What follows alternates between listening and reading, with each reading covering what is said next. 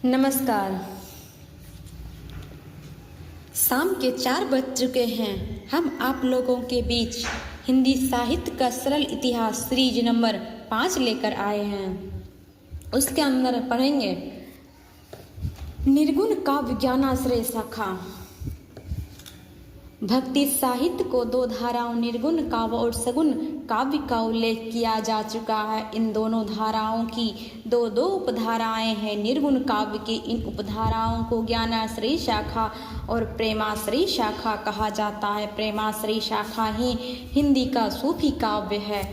सगुण धारा की 2 उपधाराएं हैं, राम भक्ति का शाखा और कृष्ण भक्ति शाखा। कबीर आदि निर्गुण संतों के साहित्य को ज्ञानाश्रय कहने का कारण यह प्रतीत होता है कि इन संतों ने ज्ञान पर सूफियों की अपेक्षा अधिक बल दिया है। कबीर आदि के यहाँ भगवत प्रेम पर कम बल नहीं है, किंतु सूफी कवि प्रेम का जितना विशद चित्रण करते हैं कबीर आदि नहीं करते हैं। कबीर का समय 1398 से 1518 है। कबीर का जन्म 1398 माना जाता है। उनका जन्म और माता पिता को लेकर बहुत विवाद है, लेकिन यह स्पष्ट है कि कबीर जुल्हा थे, क्योंकि उन्होंने अपने को कविता में अनेक बार जुल्हा कहा है। कहा जाता है कि वे विधवा ब्राह्मणी के पुत्र थे, जिसे लोकापवाद के भय से जन्मते ही काशी के लहरतारा तल के पास फेंक दिया गया था।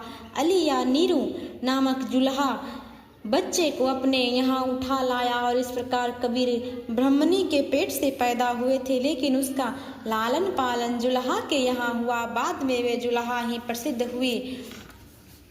कबीर की मृत्यु के बाद में भी कहा जाता है कि हिंदू उसके शव को जलाना चाहते थे, मुस्लिम दफनाना। इस पर विवाद है, किंतु पाया गया कि कबीर का शव अंतर्धान हो गया। वहाँ कुछ फूल पड़े मिले, उनमें से कुछ फूलों को हिंदुओं ने अग्नि के हवाले किया और कुछ फूलों को मुसलमानों ने जमीन में दफना दिया। कबीर की मृत्यु मगहर जिला बस्ती में 1518 में हुआ। कबीर का अपना पंथ या संप्रदाय क्या था, इसके बारे में कोई भी निश्चय पूर्वक नहीं कहा जा सकता है।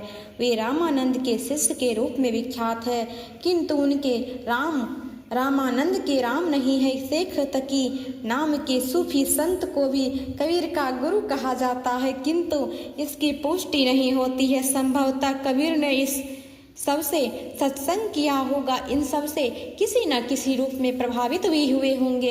इससे प्रकट होता है कि कबीर की जाति के विषय में यह दुविधा बराबर बनी रही। इसका कारण उसके व्यक्तित्व, उसकी साधना और काव्य में कुछ ऐसी विशेषताएं हैं जो हिंदू या मुसलमान कहने भर से प्रकट नहीं होता। उसका व्यक्तित्व दोनों में से किसी एक में नहीं समाता है। उसकी जाति के विषय में आचार्य हजारी प्रसाद द्विवेदी ने अपनी पुस्तक कबीर में प्रचलित उल्लेखों, कबीर की रचनाओं, प्रथाओं, वयनजीवी जातियों की रीति रिवाजों का विश्लेषण करके दिखाया है। आज की वयनजीवी जातियों में से अधिकांश किसी समय ब्राह्मण श्रेष्ठता को स्वीकार नहीं करती। जोगी नामक आश्रम भ्रष्ट घर बारियों की एक जाति सारे उत्तर और पूर्व भारत में फैली थी। ये नाथपंथी थे, कपड़ा बुनकर और सूत काट कर या गोरखनाथ और भरथरी के नाम पर भीख मांगकर जीविका चलाया करते थे।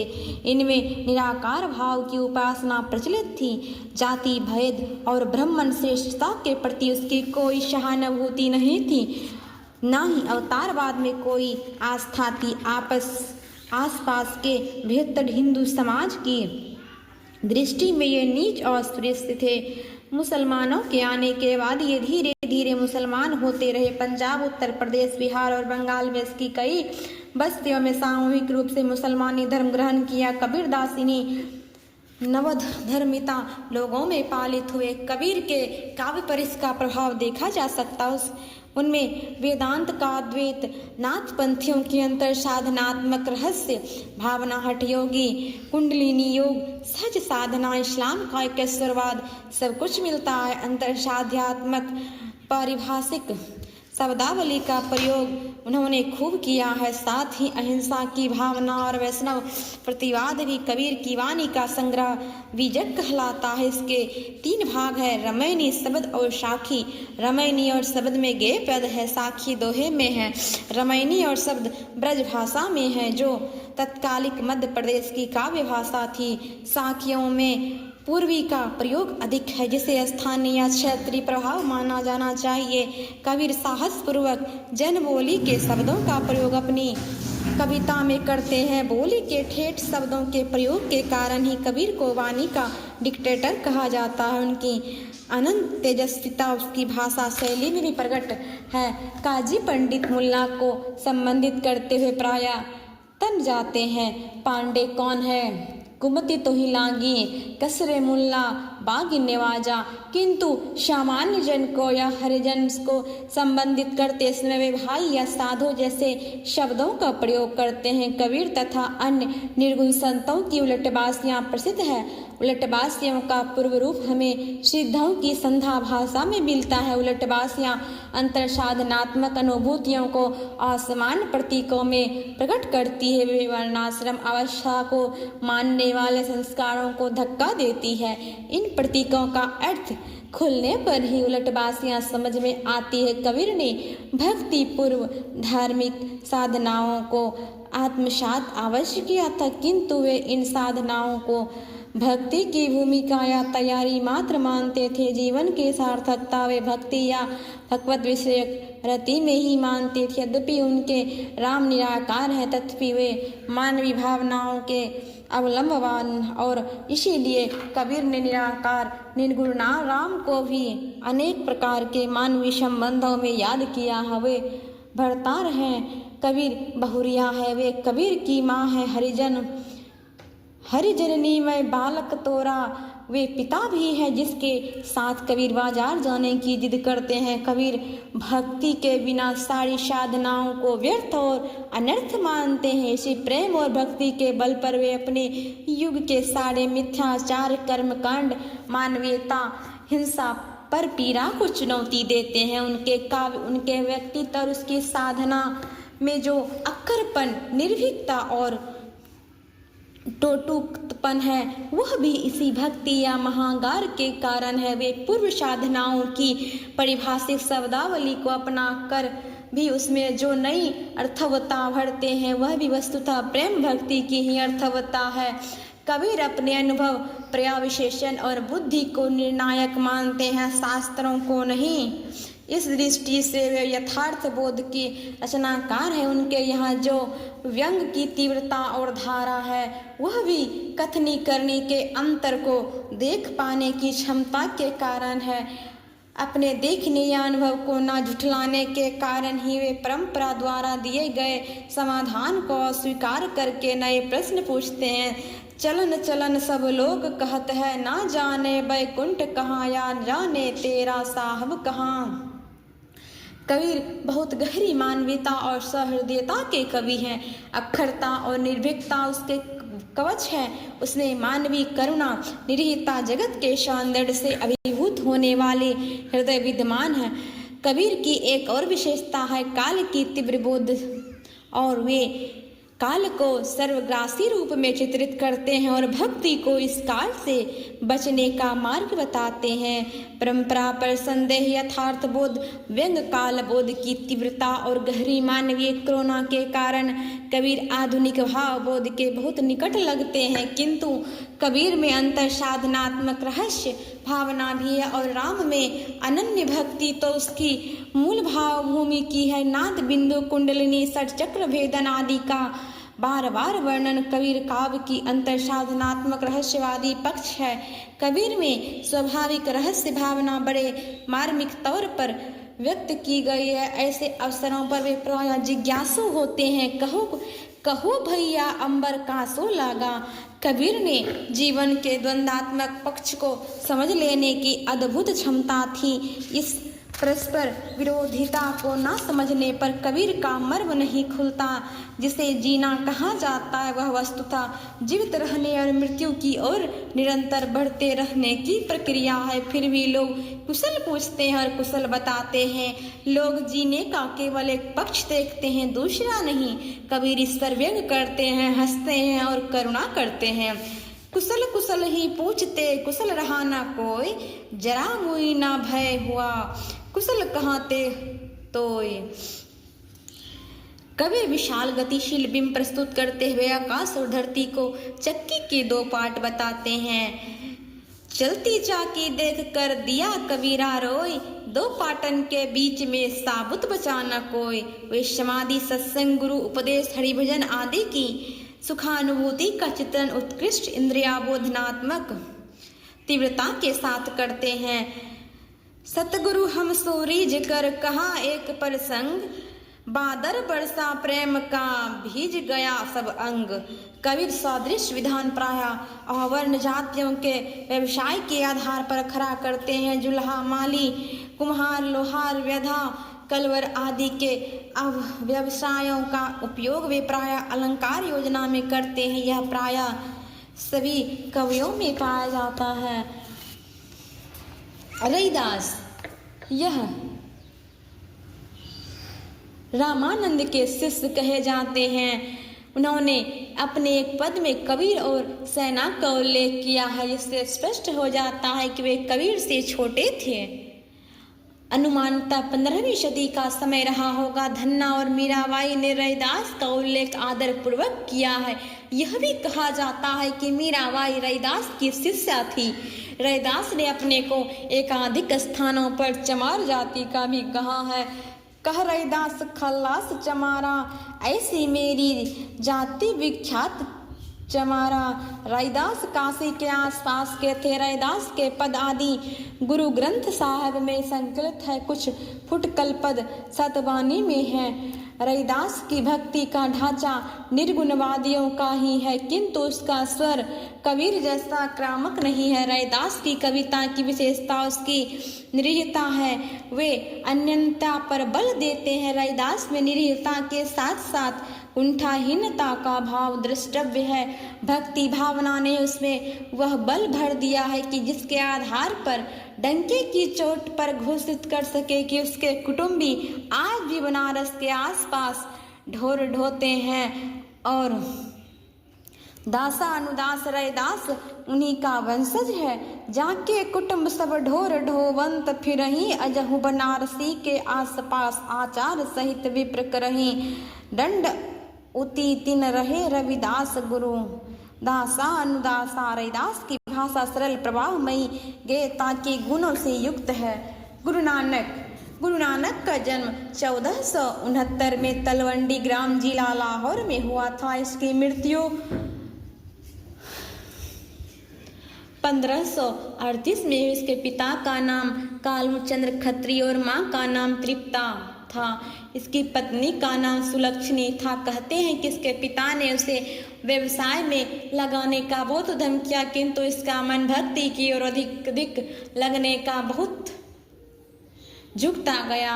इन्होंने हिंदू मुस्लिम दोनों को समान धार्मिक उपासना पर बल दिया है। वर्णाश्रम व्यवस्था और कर्मकांड का विरोध करके निर्गुण ब्रह्म की भक्ति का प्रचार किया है। गुरु नानक ने व्यापक देशाटन किया और मक्का मदीना तक की यात्रा की। कहते हैं मुगल सम्राट बाबर ने भी इसकी भेंट हुई थी। यात्रा के दौरान साथ में इसके साथी और शिष्य रागी नामक मुसलमान रहते थे, जो इसके द्वारा रचित पदों को गाते थे। गुरु नानक ने सिख धर्म का प्रवर्तन किया। गुरु नानक ने पंजाबी के साथ हिंदी में भी कविताएं लिखी। इसकी हिंदी में भी ब्रज भाषा, खरी बोली दोनों का मेल है। इनके भक्ति और विनय के पद बहुत मार्मिक है।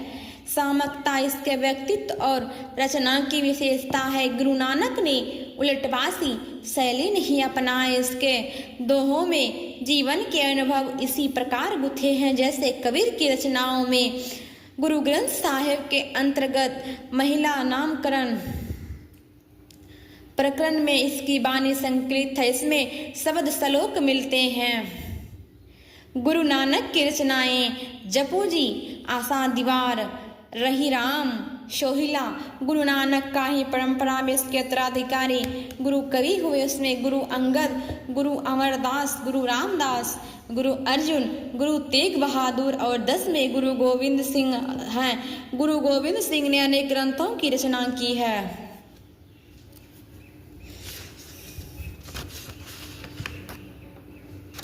दादू दयाल कबीर की भांति दादू के जन्म और उसकी जाति के विषय में विवाद है। अनेक किंवदंतियां प्रचलित है। कुछ लोग उन्हें गुजराती ब्राह्मण मानते हैं, कुछ लोग मोची या दुनिया चंद्रिका प्रसाद त्रिपाठी और क्षितिज मोहन सेन के अनुसार दादू मुसलमान थे और उसका नाम दाऊद था। कहते हैं दादू बालक के रूप में साबरमती नदी में बहते हुए लोधी राम नामक नागर ब्राह्मण को मिले थे। दादू के गुरु का भी निश्चित रूप से पता नहीं लगता है। कुछ लोग मानते हैं कि वे कबीर के पुत्र कमाल के शिष्य थे। पंडित रामचंद्र शुक्ल का विचार है कि उनकी वाणी में कबीर का नाम बहुत जगह आया है। उसमें संदेह नहीं कि वे उन्हीं के मतानुयायी है। वे आमिर, मरवार, बीकानेर आदि के स्थानों में घूमते हुए जयपुर आए। वहीं से भराने नामक स्थान पर उन्होंने 1603 में शरीर छोड़ा। वह स्थान दादू पंथियों का केंद्र है। दादू की रचनाओं का संग्रह उसके 2 शिष्यों संत दास और जगन्नाथ दास ने हर डेवानी नाम से किया है।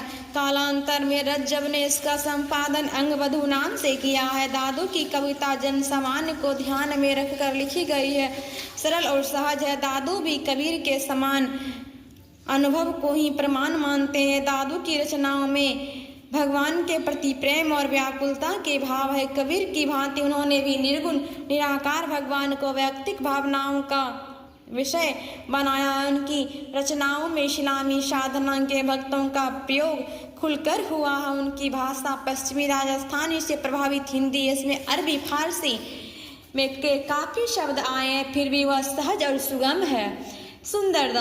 सुंदरदास 6 वर्ष की आयु में दादू के शिष्य हो गए। उसका जन्म 1596 में जयपुर के निकट धौसा नामक स्थान पर हुआ था। दादू की मृत्यु के बाद एक संत जगजीवन राम के साथ वे 10 वर्ष की आयु में काशी चले गए। वहां 30 वर्ष की आयु तक उन्होंने जमकर अध्ययन किया। काशी लौटकर वे राजस्थान में शेखावटी के निकट फतेहपुर नामक स्थान पर गए। फारसी भी बहुत अच्छी जानते थे। उनका देहांत संगमेर में 1689 में हुआ। निर्गुण संत कवियों में सुंदरदास सर्वाधिक शास्त्रज्ञ और सुशिक्षित थे। कहते हैं कि वे अपने नाम के अनुरूप अत्यंत सुंदर थे। सुशिक्षित होने के कारण उनकी कविता कलात्मकता से युक्त उनकी भाषा परिमार्जित है। निर्गुण संतों ने गेय पद और दोहे के भी लिखे। सुंदरदास ने कविता और सवैया भी रचे। उसकी काव्य भाषा में अलंकारों का प्रयोग खूब हुआ है। उनका सर्वाधिक प्रसिद्ध ग्रंथ सुंदर विलास है। काव्य कला में शिक्षित होने के कारण उनकी रचनाएं निर्गुण साहित्य में विशिष्ट स्थान रखती है। निर्गुण साधना और भक्ति के अतिरिक्त उन्होंने सामाजिक व्यवहार, लोक नीति और भिन्न भिन्न क्षेत्रों के आधार पर आचार व्यवहार पर भी उक्तियां कही है। लोक धर्म और लोक मर्यादा की उन्होंने उपेक्षा नहीं की है। रज्जब दादू दयाल के शिष्य थे।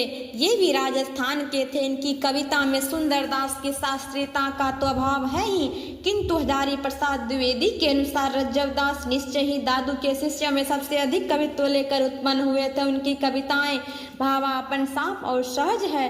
भाषा पर राजस्थानी प्रभाव अधिक है। इस्लामी साधना के शब्द भी अपेक्षाकृत अधिक है। निर्गुण संतों का ज्ञानाश्रय शाखा के अंतर्गत प्रसिद्ध संत मलुकदास, अक्षर अनन्य जम्भनाथ, शिकाजी और हरिदास निरंजनी, कबीर के पुत्र कमाल, शिष्य धर्मदास की गणना इसी परंपरा में होती है। इसमें धर्मादास की रचनाओं का संतों में बहुत आदर होता। उन्होंने कबीर का शिष्य बनने पर अपनी विशाल संपत्ति लुटा दी। इसकी कविताएं सरल और भावापन है। आज के लिए यहीं तक। लाइव में जुड़ने के लिए आप लोगों को धन्यवाद। वीडियो को लाइक करें, शेयर करें, कमेंट करें।